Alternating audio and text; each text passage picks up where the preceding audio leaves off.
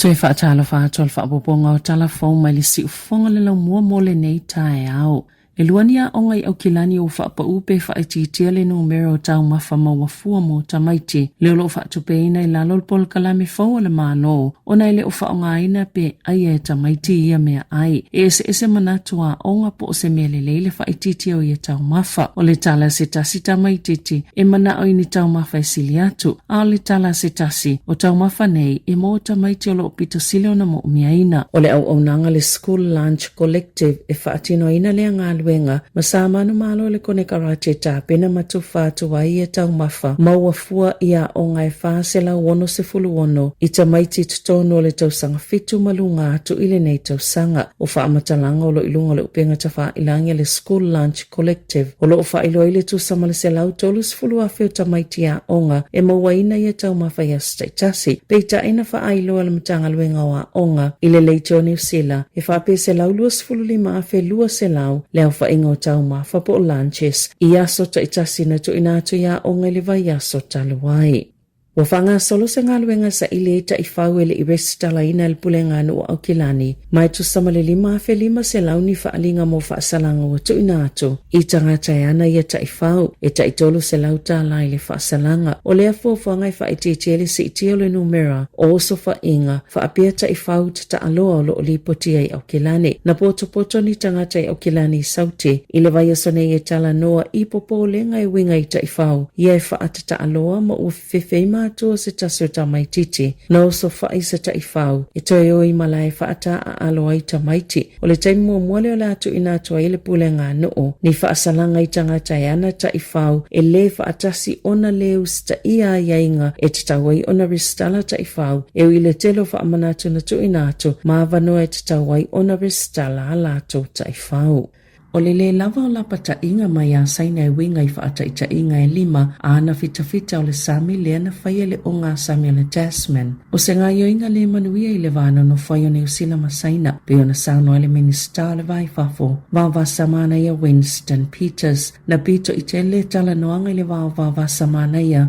ma le minista le vai fafo saina i va e tolo le Navy a saina i le Tasman Sea po le o ngā sami le vasa Pasifika o lo i le vana ni usila ma au se Talia na saunoa vavasa mana ia ele i tau mawhai e fsilingia pe sa ili ni tali mai a saina po o ana me o lo whaielea o ngā sami o no lo o iaila lato wa iai lalo tu la fono o ngā sami e tatau na iai peitai o popo lenga i lele lava o lapata i ngā saina po o whaasilasilanga e mai se lava i ana whaata ita inga. Iana to eva vesu ia lava ana uia eva alele la pasese sa afia fo ele mata upule mali lienga na saini ele va ole atukuki masaina masafa manato e New Zealand ya saina ole atukuki e mai se vaengo ni atunu olo va ai New Zealand mai ese mai fo ele va atulanga ngolo na fa vai mai si atunu u wa yeni mali lienga masaina momo atun sauno ai Helen Clark o se tasina via mapale mio New Zealand e te taulo minister vai fafo va samana e Winston Peters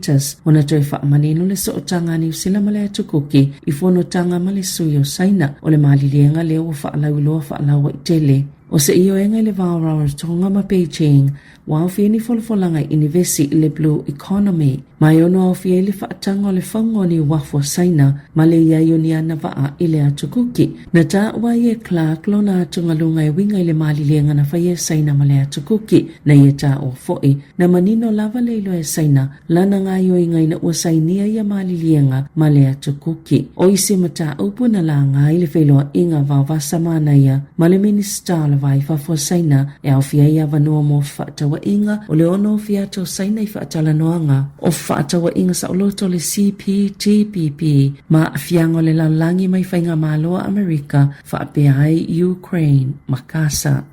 Wa filifilia le tamaita i polo fesa o tawhao i malo tononga tali lani Tuala Warren i te tono le Waitangi Tribunal sa avia o ia mawhaamasino i le whaamasino Silia Sāmoa sa avia fo i mawhaaululunga po le Dean o le Tepiringa Faculty of Law po le tutau ia o onga whaaloia i le University o Waikato ma o ia se Pasifika mo i New Zealand wa avia ma se whaaululunga nia o onga whaaloia po o se Dean of Law o le Waitangi Tribunal Tribunal o se komisi so e tō mau tutono New Zealand e so e na mawhaia ni whautuanga e ni tangi whaato ai atu e tangata Māori o le autua lea komisi e na te iloina po so lia ngā yoinga le malo le whiangainga na sainia o le Treaty of Waitangi e to avalu le whionga ta whao i malo tolunga tā le lani Tala Warren sui fōu ua whilifilia le Waitangi Tribunal mō tausanga i tolu e ngā lulu ai masui o lo iai e to lima i ana toi whaafōa la to kone karate e o atu le to alua se fulu sui e whilifilia i le Tribunal po le komisi so e tō mau ma o ia to whinga e whaia le kovana sili e fuai whautuanga mai le minista mo le atina e ngau Māori o tāma po taka. Ua whaalauloa le minista o whaamasinoga ni a iaiga fou pe whaapewhea tangata lau tele o na mawhaia na tauwhia pe taloka tangata i lalo le whaafonga o se tulafono e tete e atua i ngā yoinga whaasol tulafono o lo whaianga e episenesi na saunoa Paul Goldsmith o le taimi nei e leisa tasi o mawhaia na puipui e au whi episenesi ma leo whai tutoa po security cards mai le tulafono pe a whailatou te tauwhia ma taloka ni tangata e ngā oina ni oloa ila loifo le afetala ni tawa fai i se taimi o le aso. O nisi o vaenga o lo o fie le lauliliunga o ia iainga pia na whaalia le aso ananafi o le suinga le tula fono o solinga tula fono po le Crimes Act. Ina ia mawhaia tangata lau telo na ta ofise ngā yoinga o lo o papuipuia i lalo le tula fono i so se taimi o le aso. Ma e alanga tatau i se tangata na telo kaina pe ta ofia se tangata o na whaafisa o ta i leo ma muli ia la tau whaatonunga. O ia suinga o le a maua i pisinesi nisi mea whaingaluenga whaapopo e tali atu ai tangata i e whaia i a mionga o le ngā oi mai a lātou pisinesi. O lo o tau siei i lātou maa whaina i le tuptupua Eldamau ainga pia na sauno le minista. O Sani Kosha lea o taitai fono le whaalāputupotonga e whautuaina le minista. Mo e a awhia ono ngā yoinga whaasolutu la fono e a whaina i pisinesi. E tasite si malevalu miliona tāla le paketi le tausanga mo le whaalāputupotonga mai lātou te whaia whautuanga mo le malo.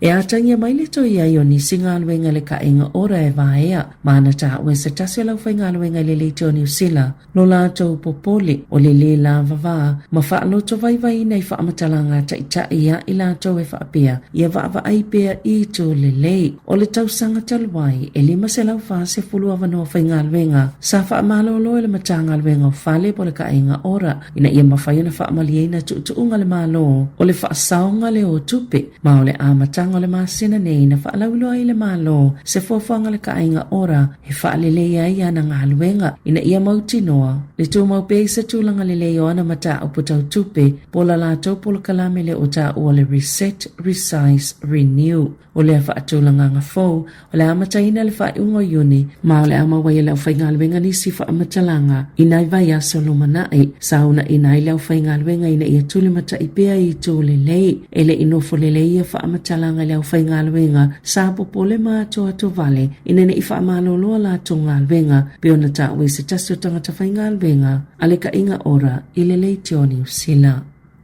So ina le matanga luenga le primary industries se whaase ai whaatitau le polo kalame o tau mawha i a onga na tā ue le sui whaatonu sila le whaala potupotonga o le saunga le mua tau mawha New Zealand o Vincent Abakol o le whaase ai whaapea o tau mawha whaapitoa i e whailonga le lei mō tamaiti e iai a whianga mai nisi o mea ai e peo allergies e se le tamaititi na whailonga i ai lea tau mawha. Sa i oile au onanga le School Lunch Collective o whaatino ina le polkalame i lea sasi na tupu i nisi o a onga o kalai estete i le masina nei maulo o whaanga solo la lato lava so enga le mata upo mo o whaatino ina fo inisi siaki whaapopo ina ia awane i toi tupu ele o whailoina le company po le MBI po ai a onga na tau le maina tau mawhana seo na whailonga ina peita ai ele se tamaititi na tau mawhaina ia mea ai.